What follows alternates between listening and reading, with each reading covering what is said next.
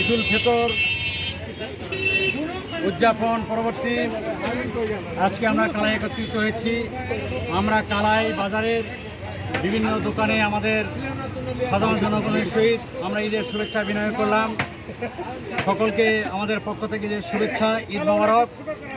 এই ঈদ উদযাপনের মধ্য দিয়ে আপনাদের সকলের জীবনে সুখ সমৃদ্ধি বয়ে আসুক, আপনাদের জীবন আনন্দে ভরে উঠুক এবং সেই সঙ্গে আমাদের নেতা বিএনপি ভারপ্রাপ্ত চেয়ারম্যান জনাব তারেক রহমান উনি আপনাদের প্রতি আহ্বান রেখেছেন, যে শুভেচ্ছা দিয়েছেন এবং আপনাদেরকে ধৈর্য ধারণ করার আহ্বান করেছেন।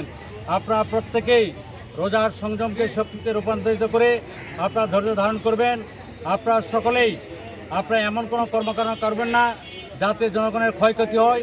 জনগণের কল্যাণের জন্য আপনারা কাজ করে যাবেন, এইটুকু প্রত্যাশা রেখে আপনাদের সকলকে আবারও ঈদের শুভেচ্ছা বিনিময় করে আমি আমার বক্তব্য শেষ করছি। আসসালামু আলাইকুম ওয়া রাহমাতুল্লাহি ওয়া বারাকাতুহু।